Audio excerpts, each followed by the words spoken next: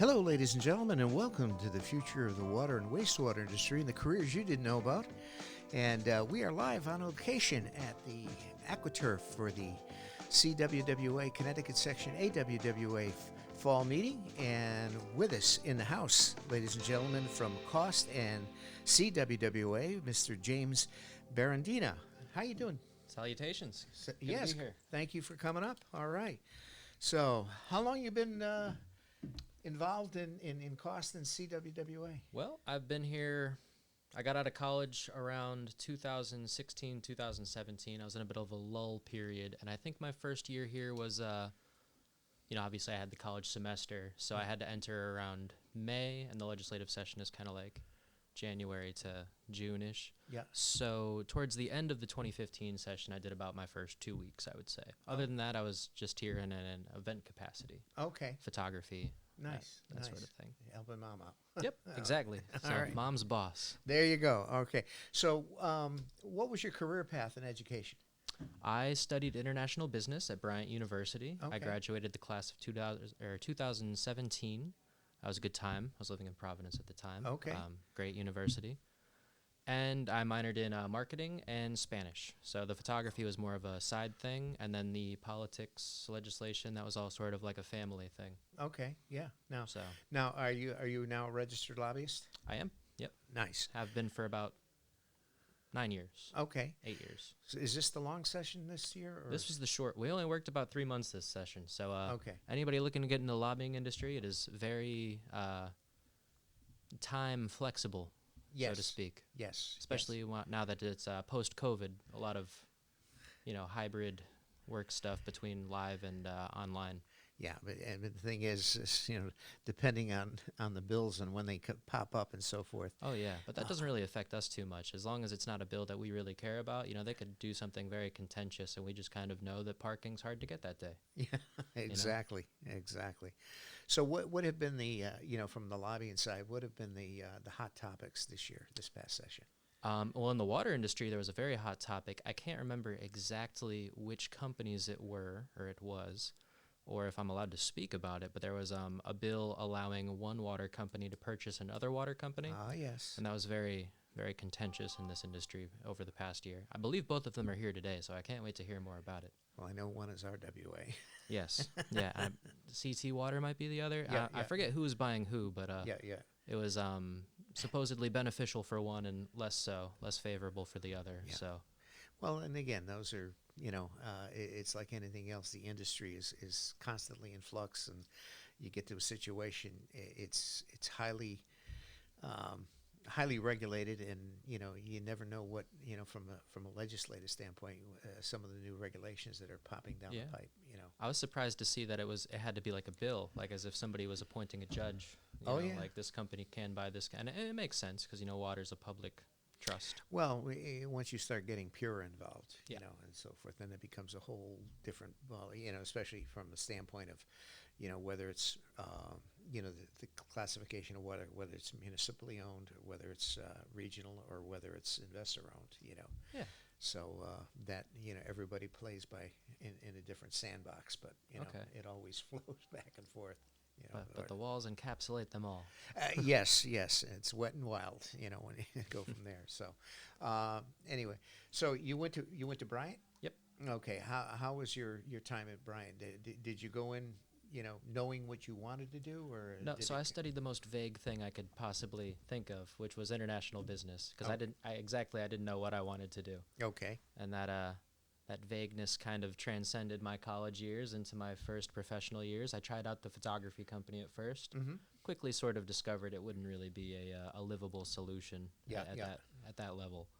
And so I scaled that back a bit, and I took on this opportunity. Well, I mean, you've been helping out here at the conference for as long as I can remember. Oh yeah. As far as now that I retired from Portland after 50 years, so it's now my biggest challenge is figuring out what day is today. Exactly. Right. What day is Thursday? Today's Thursday. Too many days with T's in them. Yeah, but they all end in Y. As far as that goes, nice. I think from the organizations. Tell us a little bit about CWWA.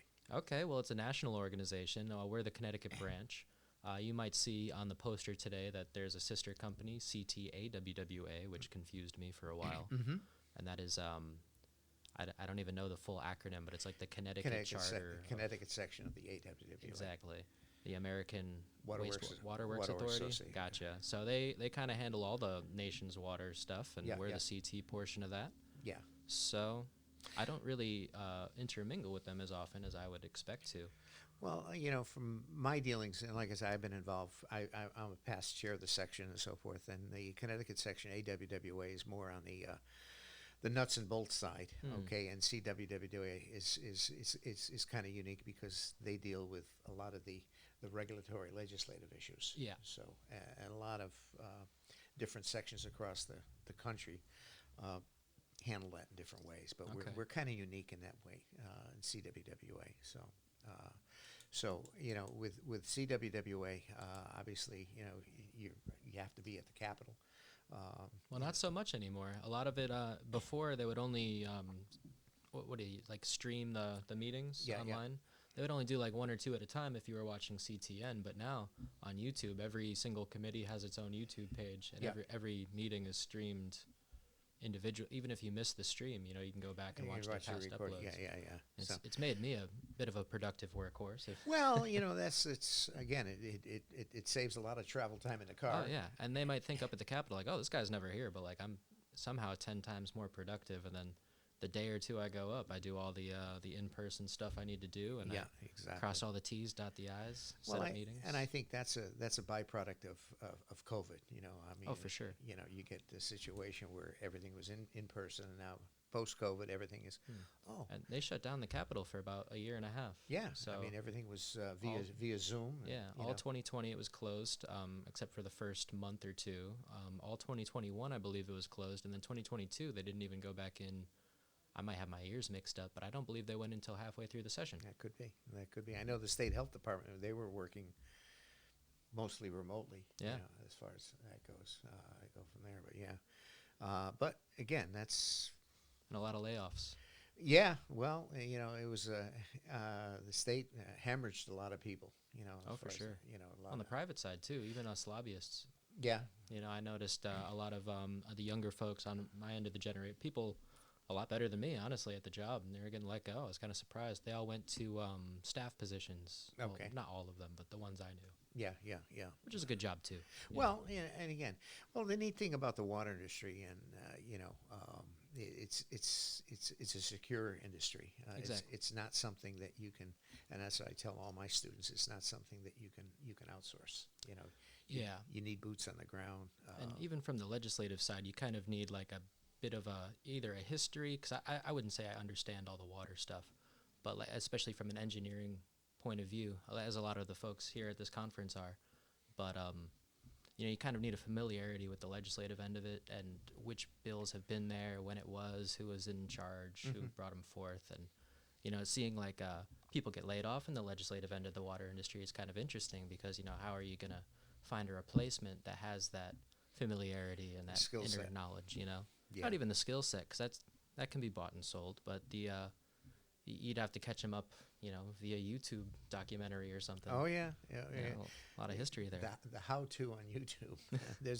there's always how-to CT water industry. Yeah, past 10 years. there's always a tutorial on YouTube about something. There's that go.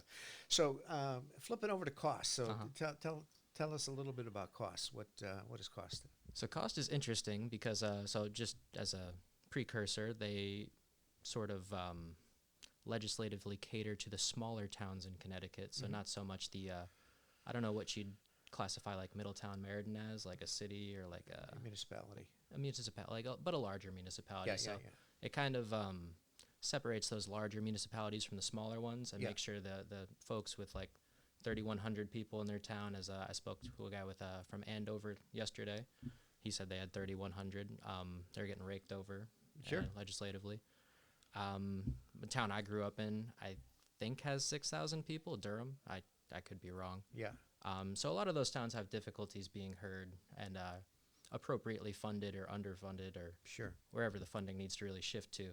A lot of very very esoteric issues, let's put it, and Yeah. wide ranging. So the nice thing with the water industry is you're always dealing with something water or environmental related. Mm-hmm. But with them, it could be like a rate issue, or like Eversource, or like a regulatory thing, or you could be dealing with like teacher funding, pensions, and so it's a lot harder to keep everything straight. Yeah. So at a certain point, I stopped trying to, and I just focused on whatever the issue of the day was. Sure. I just brush up on it. And that's the thing. And like when you're dealing with smaller towns, they don't have the resources that a larger town or city would have. Exactly. They don't have town planners. They don't have grant writers. They don't have a lot of the ancillary personnel that deal with specific issues. So Exactly. They can rely on you guys to kind of be their megaphone there. And their tax dollars are a lot more crucial. Oh, absolutely. It's so especially if you're dealing with the small towns. You're always dealing with a situation. There's 2 month at the end of the money. Yeah, Exactly. It's just the nature of the beast. And it's funny because the state's budget will be done on a different timeline than the town budgets, Exactly. so they have to then wait. Or Well, whatever. again, some use calendar years, some use July 1 to June Exactly. 30th. Yeah. I think that's the issue. Yeah, you get to a situation where the way that money falls and the way it's allocated. People always say oh, well, these towns don't know how to spend our money. I was like, well, they can't know until a certain day, and then there's not enough time for them actually to appropriately deal with it. Yeah, appropriately appropriate the money. For sure. So anyway, all right. James, as you know, I'm part of my alter ego is I'm a music teacher by trade. Okay. So I own a Piano, music right? guitar. Actually. Guitar, okay. Yeah, a guitar. So I usually follow up questions. I say, what's your favorite genre of music? Okay, I'm a terrible person to talk to about music because I have the least amount of knowledge about it. But I always just tell people I like good music. Okay. And I kind of just decide what that is in the moment. Okay. Do you have any favorite groups at all? I mean, there's a local musician in the hip hop genre by the name of Annoyed. He's pretty great. Okay. So it's rock. I grew up on a lot of rock type stuff, kind of more emotional, like emo or whatever. Okay. In your college day, you remember the first concert you attended? A Dizzy Wright concert in Providence. Aha. So that was probably 2013. Aha. Now, what genre is he more? Also rap? hip hop. Hip hop. Okay. Yeah. No, that's So when I was growing up, definitely more hip hop. But I feel like it would be a lie to say that's all I listened to. Yeah. So there. All right. So if you had stuck on a desert island, what's a couple of albums that you would bring to listen to? See, I just listen to music on my phone, and it kind of just then listens to what I just listened to, and it kind of suggests Spotify. Yeah, exactly. Yeah, okay. So I mean, it definitely took a lot of the anxiety out of music choices for me. But if I had to pick something, I'd probably pick one album per genre. Okay. Maybe a Nas Illmatic, and then perhaps a 3 Days Grace album or something along those lines. Nice. Nice. Try to cover all the bases. There you go. You get it all covered. Oh, desert island food. If you got stuck on a desert island, what rigatoni food? bolognese. That was easy. Yeah, well. Yeah. Italian. There you go. Hey, fantastic. And it covers a lot of the staples. You got your proteins, you got your starches. carbs. Yeah, exactly. Some fats. Yeah, Beautiful. The whole nine. It's like this, the spaghetti sauce. It's in there as far as that goes. All right. James, thank you so much for taking time out. Thanks for having me, man. And go from there. So fun to do something. Yeah, for sure. All right, ladies and gentlemen, that concludes this episode of The Future of the Water Wastewater Industry and the careers you didn't know about. And Mr. James Berardino is in the house from COST and CWWA. So, James, thanks so much, and appreciate it. And we're going to have to get your cohort up here. Okay. To go from there. So let's do it. Yes, and that is all.